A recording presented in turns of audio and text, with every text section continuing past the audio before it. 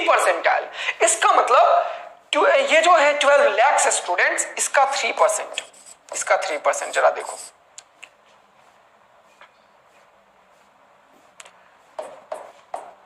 Three 12 3 या 36, इसके 3% में हो तुम, टॉप 3% बच्चे में हो तुम, यानी कि इसका टॉप 3%। ये कुछ गलत कर रहा हूं क्या है मैं?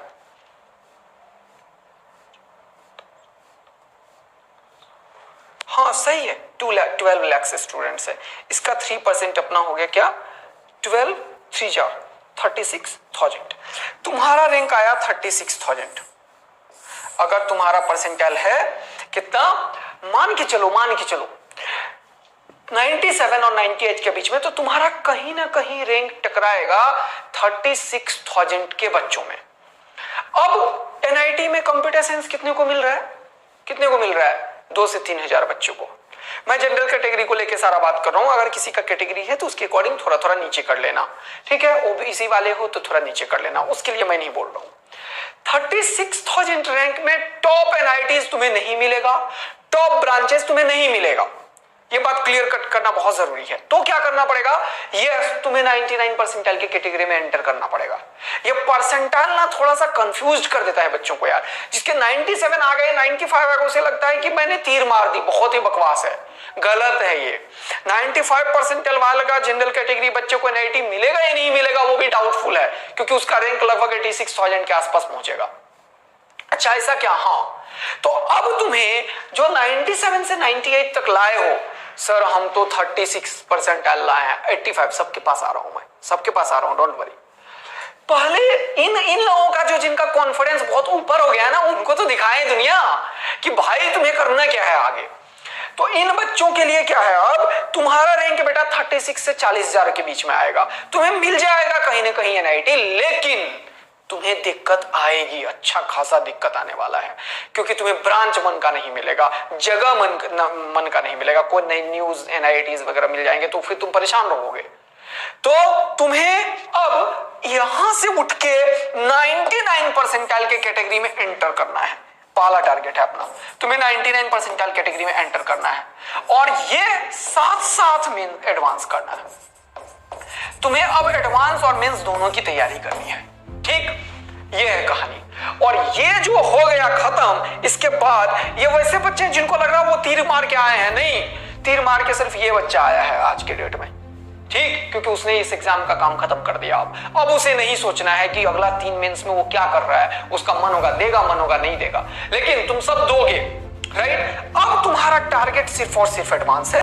मैं इसके लिए स्पेशल स्ट्रेटेजी प्लान बना रहा हूं एडवांस के बच्चों के लिए, क्योंकि बहुत सारे बच्चे हमारे पास हैं एडवांस के जो बार बार मुझे बोल रहे हैं सर ये रूडोक के कौन से क्वेश्चंस करूं, क्या करूं। तो एक स्पेशल एडवांस के लिए जो अब का प्रिपरेशन होगा उसके ऊपर मैं एक वीडियो बनाऊंगा, छोटा सा वीडियो।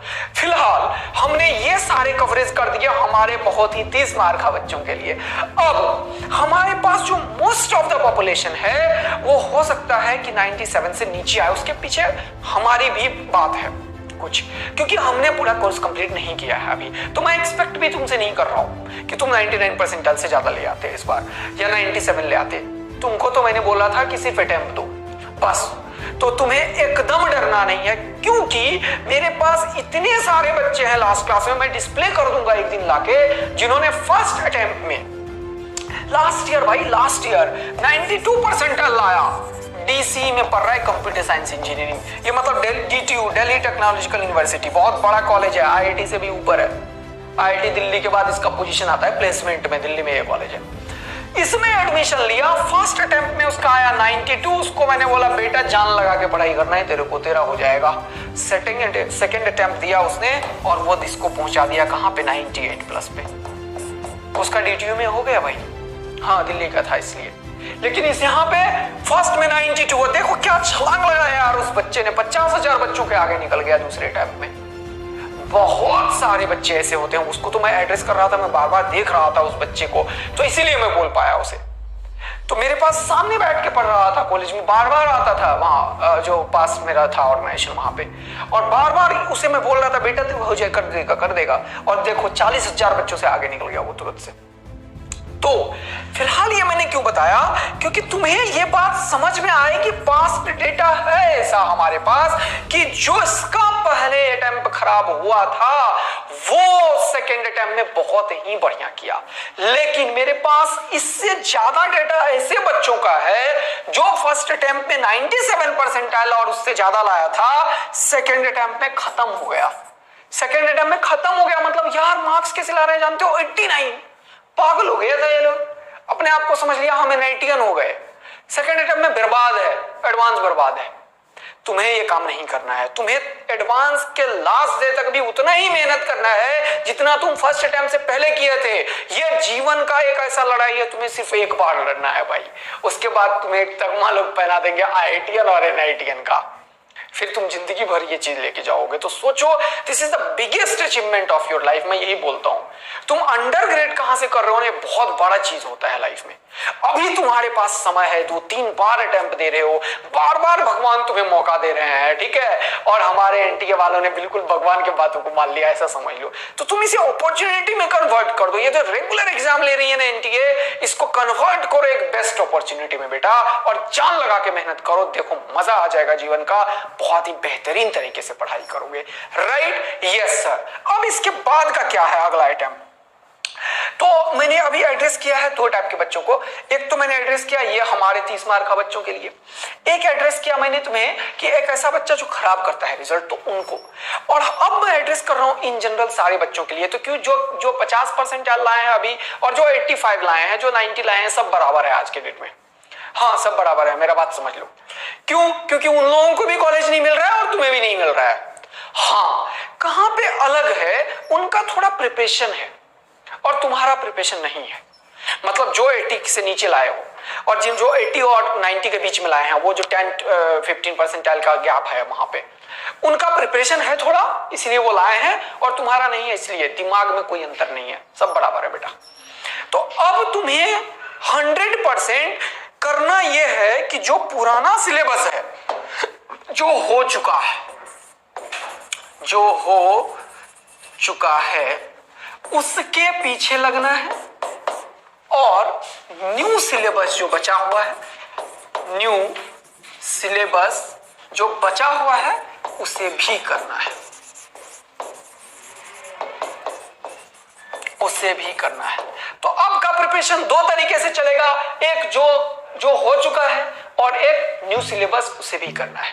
तो क्योंकि हम लेक्चर तो रेगुलर डालेंगे बेटा, और एक बात को मैं बीच में एड्रेस कर देता हूं कि बहुत सारे बच्चों ने मुझे बोला सर कोर्स कंप्लीट कब होगा, तो उसी का आंसर है ये, जो नया सिलेबस है ना उसे करना बहुत ही इंपॉर्टेंट है, मोस्ट इंपॉर्टेंट है। क्योंकि ये छोड़ोगे ना बेटा तो तीसरा अटेम्प्ट भी खराब होगा और चौथा भी होगा, क्योंकि तब दम नहीं मिलेगा इसे करने का। तो ये मोस्ट इंपॉर्टेंट है, और जो हो चुका है उसके लिए रिवीजन। इससे मैं इंपॉर्टेंट दूंगा नाम, लेकिन इसको मैं लिखता हूं सेकंड मोस्ट इंपॉर्टेंट जॉब है ये आज के डेट में मेरे लिए, सेकंड मोस्ट इंपॉर्टेंट है। ये है मोस्ट इंपॉर्टेंट है ये भी भाई, ये जो बच्चा नहीं करेगा उसका खराब होगा रिजल्ट। अब तो तुम्हें अब रिवीजन भी करना है और दया भी पढ़ना है नेक्स्ट 1 मंथ के लिए, यही महामंत्र था। अब तुम्हें रिवीजन में क्या क्या करना है, रिवीजन में कम से कम 2-3 chapters, take any one chapter. Suppose करो तुमने उठाया रोटेशन, चलो रोटेशन की बात मैंने लास्ट टाइम में कर ली थी। सपोज करो किसी ने वेव उठाया, वेव, ठीक है, वो वेव की तैयारी करना चाह रहा है। वेव में टोटल 5 तरीके का क्वेश्चन का फॉर्मेशन हो सकता है। वो वेव को तैयार करेगा, पहला वेव इक्वेशन को अच्छे से पढ़ेगा। वो क्या करेगा, वेव इक्वेशन को अच्छे से पढ़ेगा, वेव इक्वेशन से रिलेटेड सारे क्वेश्चन कर डालेगा। दूसरा, वेव इक्वेशन के बाद जो सुपरपोजिशन और इंटरफेरेंस के क्वेश्चंस होते हैं उसे वो करेगा। इंटरफेरेंस, देखो उस टाइम पे मैंने ये सब नहीं बोला था क्योंकि एग्जाम सामने था, 10 दिन पहले था, तो मैंने 3 वर्ड बोली थी तुम्हें। आज मैं 2 वर्ड और बढ़ाया हूं कि और पॉसिबल क्वेश्चंस कहां से फॉर्म हो सकता है। एक वेव इक्वेशन से क्वेश्चन फॉर्म हो सकता है, एक इंटरफेरेंस से क्वेश्चन फॉर्म हो सकता है, तीसरा स्टैंडिंग वेव में ऑर्गन पाइप के साथ, स्टैंडिंग वेव में ऑर्गन पाइप के साथ, ठीक। चौथा डॉपलर, और 5वां बीट्स। अब तुम्हें अगर वेव को पूरा अच्छा तरीके से तैयार करना है बेटा, तो स्टिंग वेव और साउंड वेव 2 चीज हो गया, दोनों की तैयारी हो जाएगी। एक चीज इसमें अभी मिसिंग है, लाउडनेस पे कभी कभी क्वेश्चन आ जाता है, एक छोटा सा क्वेश्चन होता है लाउडनेस पे। तो अब तुम्हें वेव इक्वेशन के 1 क्वेश्चन करने हैं, इंटरफेरेंस के 2 क्वेश्चन करने हैं, स्टैंडिंग वेव के 3 क्वेश्चन करने हैं। तो देखते हैं, 3 क्वेश्चन इसका कर लिया स्टैंडिंग वेव का, इंटरफेरेंस के 2 कर लिए, वेव इक्वेशन के 2 कर लिए, ठीक। डॉपलर इफेक्ट के 3 क्वेश्चन किए, काफी वेरिएशन है इसलिए। बीट्स का 2 क्वेश्चन कर लिया। कितना क्वेश्चन हुआ, 3 2 5 5 3 8 और 2 10 और 1 11 क्वेश्चंस तुम्हें करने में कितना टाइम लगेगा मुझे ये बताओ। 11 क्वेश्चंस तुम करोगे, तुम्हारा वेव पूरा अच्छे से तैयार हो जाएगा। तुम्हें अब रिवीजन सिर्फ और सिर्फ क्वेश्चंस के थ्रू करना है। जो हो चुका है उसकी बात कर रहा हूं मैं किसकी बात कर रहा हूं, जो हो चुका है, जो तुमने कर लिया है उसका रिवीजन बेटा। अब ओनली न्यूमेरिकल्स, क्योंकि मैं तुम्हें बता दूं, तुम 1 लाख बार थ्योरी पढ़ लो, तुम्हारा सिलेक्शन नहीं हो सकता। थ्योरी से सिलेक्शन नहीं होता है, सिलेक्शन करने के लिए न्यूमेरिकल आना चाहिए तुम्हें। And numerical solving approach is totally different and theoretical understanding is totally different. Otherwise, board का हर एक बच्चा जो 99% लाता वो टेस्ट में, मेंस में और एडवांस में हमेशा क्रैक करता, ऐसा कोई पास्ट रिकॉर्ड नहीं है। बोर्ड में बहुत सारे बच्चे 98, 99, 95, 97, 98 लाते हैं और उनका सिलेक्शन तक नहीं होता, मेंस और एडवांस में, क्योंकि वहां पे अप्रोच डिफरेंट है और कॉम्पिटिटिव एनवायरनमेंट का अप्रोच डिफरेंट है। यहां पे सिर्फ न्यूमेरिकल पूछा जाता है। कितना भी फिजिक्स तुम्हें आता हो, यदि तुम प्रॉपर न्यूमेरिकल का प्रैक्टिस, अंडरस्टैंडिंग, कॉन्सेप्ट्स डेवलप नहीं किए हो, तुम नहीं कर पाओगे। तो तुम रिवीजन कैसे करो ना मेंस और एडवांस के लिए, that is most important thing तुम्हारे लिए है अभी। और जो मैं बोल रहा हूं तुम्हें वही फॉलो करना है। मैंने बोला था तुम्हें कि तुम्हें वही करना है जो मैं बोल रहा हूं अब, ठीक। नेक्स्ट मंथ पता चल जाएगा। 2 अटेम्प्ट तो और है ना यार। मेरा अगर बात नहीं हिट किया तो तुम मुझे जो मन होगा वो बोलना, तुम फ्री हो बोलने को, राइट। लेकिन अभी 1 महीने मेरा बात मानो, एक दिन तुम्हें रिवीजन भी करना है, तुम्हें डेली के लेक्चर पढ़ने हैं। डेली का लेक्चर मोस्ट इंपॉर्टेंट है और रिवीजन सेकंड मोस्ट इंपॉर्टेंट है। रिवीजन को कैसे करना है? सिर्फ न्यूमेरिकल से करना है। सर हमें कॉन्फिडेंस ही नहीं है, हमने चैप्टर ही नहीं पहले पढ़ा। तब तो तुम एक बार करो, गो थ्रू करो चैप्टर को, पहले गो थ्रू करो। मोस्ट इंपॉर्टेंट ये पार्ट है। हाँ, लेकिन जो हो चुका है उसकी बात मैं कर रहा हूं, तो तुम्हारे मैंने समझा वेव हो गया। तो अब वेव को कैसे तैयार करें और बढ़िया तरीके से, ताकि वेव का कोई क्वेश्चन नहीं छूटे। उसके लिए वेव के तुम्हें 11 क्वेश्चन अटेम्प्ट करने हैं। कौन से क्वेश्चंस हो सकते हैं? इस बार का जो मेंस का क्वेश्चन है ना, उठाओ बेटा। 5 डेज में 10 पेपर तुम्हें वो दे देगा, कहीं भी किसी भी ऑर्गेनाइजेशन के साइट पे मिल जाएगा। एनटीए ने दे दिया, बाकी छोड़ो, तुम्हें एनटीए ने क्वेश्चन दे दिया है तुम्हें, ठीक। तो वहां से उठाओ, उसमें से सारे क्वेश्चंस लगा दो चैप्टर के, 8-10 क्वेश्चन वहीं से मिल जाएंगे। और कुछ जो पुराने मेंस के क्वेश्चंस हैं या AIEEE के उससे रिलेटेड क्वेश्चन है, उसे कर डालो। सर आपका डीपीपी करें या नहीं करें? मैंने बोला ये मोस्ट इंपॉर्टेंट है भाई, जो मैं दूंगा वो मोस्ट इंपॉर्टेंट है। तो ये तो करना ही करना है, इसके साथ पैरेलल में ये भी करना है। सर हमारे पास टाइम कम है। बेटा तुम्हारा काम क्या है? एक डॉक्टर बोले कि ऑपरेशन में नहीं कर सकते, मेरे पास टाइम कम है। एक टीचर बोले मेरे पास टाइम कम है, मैं पढ़ा नहीं सकता। और एक स्टूडेंट बोले मेरे पास टाइम कम है, मैं पढ़ नहीं सकता। तो फिर भाई तेरा काम ही क्या है? तब तुम स्टूडेंट ही कहां से रह गए, राइट ना? ओके सर, ये बात हमें समझ में आ गया, आपने इसे भी बता दिया। अब एक और मोस्ट इंपॉर्टेंट काम है कि ये 11 क्वेश्चन करने से क्या हमारा वेब पूरा तैयार हो जाएगा? अब तो मैंने बोला प्रैक्टिस तो जितना भी कर ले, लेकिन ये मिनिमम रिक्वायरमेंट है अगर तुम्हें एक कॉन्फिडेंस चाहिए, ठीक। चलो, तो अब जो हो गया उसका रिवीजन करना है इस तरीके से, और जो होना है उसको इस तरीके से देखना है, ठीक है। अब तीसरा काम क्या है वो जरा समझो। नहीं, तीसरा काम क्या है वो जरा समझो। अब हमें जो हुआ है उसमें कुछ बच्चों को कुछ आता ही नहीं होगा, तो वो पहले ये काम करो, ये भी मैंने बता दिया है। अब अगला टाइप का बच्चा ये होगा कि वो अब ना तुरंत से मेरा ये सब बात मान के टेस्ट छोड़ देगा और मुझे मैसेज करेगा, सर आपका टेस्ट दूं, सर आपके डीपीपी करूं। मैंने बोला ये मोस्ट इंपॉर्टेंट है, जो मेरा डीपीपी है बेटा, मैं बहुत ध्यान रखता हूं डीपीपी और उसके ऊपर बहुत ज्यादा, डीपीपी एंड टेस्ट। ये नहीं दोगे तो सिलेक्शन नहीं होगा, याद रखना। डीपीपी और टेस्ट सॉल्व नहीं करोगे, चाहे दुनिया का कुछ भी करते रहो, नहीं होगा सिलेक्शन भाई, नहीं होगा अभी के टाइम पे। क्योंकि तीसरा अटेम्प्ट भी देना है भाई मेरे, चौथा भी देना है। कॉन्फिडेंस यहां नहीं है तो अगला इंप्रूवमेंट का स्कोप है ना, अभी से तैयारी तो करो। तैयारी नहीं करोगे, बोलते रहो कॉन्फिडेंस नहीं आ रहा, ठीक। तो कितना भी तैयारी कर लो, कॉन्फिडेंस नहीं आएगा जब तक कि तुम रिवीजन नहीं करोगे। और रिवीजन ऐसे नहीं करोगे जैसे मैं बता रहा हूं, सिर्फ न्यूमेरिकल। अच्छा, ये भी सारा कुछ एड्रेस कर दिया मैंने। अब एक और बात लास्ट का है कि बहुत सारे बच्चों ने मुझे ये बताया कि सर हमारी तैयारी बहुत ज्यादा थी, हमने बहुत सारा चीज कवर कर लिया था, लगभग 90% सिलेबस कवर कर लिया था, लेकिन हमें कॉन्फिडेंस नहीं था। क्योंकि बेटा तुमने थियोरेटिकल तैयारी की थी। तुमने क्या किया था? थ्योरी किया था, थ्योरी, और 2-4 न्यूमेरिकल कर लिए, 2-4 न्यूमेरिकल कर लिया। इससे तैयारी कभी नहीं होता बेटा। तैयारी न्यूमेरिकल से होता है, जहां पे देखते ही दिमाग बोले कि ये क्वेश्चन स्टैंडिंग वेव का है, इक्वेशंस लगा बेटा स्टैंडिंग वेव के, और उसके बाद जो भी आगे का प्रोसेस है उसे फॉलो कर, तब आएगा बेटा आंसर। अदरवाइज थ्योरी पढ़ने से कुछ नहीं होने वाला है। हाँ, कोई क्वेश्चन किया इस 11 में से, अब इस 11 का एनालिसिस इज मोस्ट इंपॉर्टेंट। ये 11 क्वेश्चन जो तुमने किया उसको करके छोड़ देना है क्या? नहीं बेटा, उसका एनालिसिस करना है। एनालिसिस, ये एनालिसिस क्या होता है सर? आपने जो क्वेश्चंस किए उसके सॉल्यूशन को रेफर करो, देखो कि उसका जो भी सोर्स से तुमने किया था वो सोर्स में इसका क्या सॉल्यूशन है, क्या वो तुमसे फास्टर है?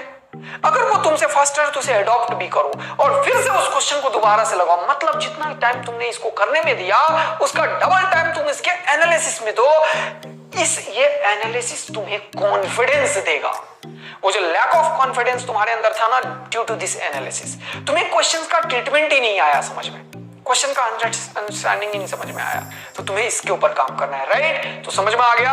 यस सर, आपका बात बिल्कुल समझ में आ गया है। मुझे इस तरीके से रिवीजन को आगे बढ़ाना है, आपके सारे लेक्चर्स को डीपीपी और टेस्ट को देना है एकदम हर हालत में, और ये काम को आगे इसी तरीके से फॉलो करते जाना है। वे मैंने बोला इसी तरीके से न्यूटन्स लॉ हो जाएगा। न्यूटन्स लॉ है तो उसमें 5 क्वेश्चन कर लेने हैं, मैंने सारे कवर कर दिया। फ्रिक्शन के 2 ले लेना, सर्कुलर मोशन के 2 ले लेना, है ना। तो हो गया, 7-8 क्वेश्चन करोगे, न्यूटन्स लॉ रिवीजन होगा। रिवीजन में कितना टाइम दे सर? एक सब्जेक्ट में 1 घंटा रिवीजन का टाइम दो अलग अलग टाइम पे दो यार। 15 मिनट बैठ जाओ, एक बार 10 क्वेश्चन लगा लो। 15 मिनट में 10 क्वेश्चन नहीं कर रहे हो तो वैसे भी दिक्कत है तुम्हारा आप तो, क्योंकि एक बार अटेम्प्ट भी दिए, रिवीजन भी कर लिए हो। हाँ, मैं वैसे बच्चे के लिए बिल्कुल नहीं बोल रहा जिसे ये चैप्टर ही नहीं आता, रिवीजन तो वही करेगा ना यार जो पहले चैप्टर किया होगा। यस सर, ये बात आपने बिल्कुल सही बोल दी है। तो बेटा अब हमें रिवीजन का प्लानिंग भी समझ में आ गया है। 1 फिजिक्स में देना है, 1 घंटा मैथ्स में देना है, 1 घंटा केमिस्ट्री में देना है। रिवीजन ही सिलेक्शन है, रिवीजन ही सिलेक्शन है बेटा। रिवीजन करोगे सिलेक्शन होगा, रिवीजन करोगे सिलेक्शन होगा, टेस्ट दोगे सिलेक्शन होगा, टीपीपी दोगे सिलेक्शन होगा। यही सारा चीज सिलेक्शन कराता है, और प्रैक्टिस सिर्फ और सिर्फ न्यूमेरिकल का करना है। यस सर, आपकी बात बिल्कुल समझ में आ चुकी है। हम ऐसा ही करेंगे। ये वर्ड तुम्हारा है और कसम खा लो, नेक्स्ट आईआईटी का कसम दिला के बोल रहा हूं मैं, एकदम इसको रिलीजियसली फॉलो करना बेटा, और इसी तरीके से अपने फर्दर शेड्यूल्स को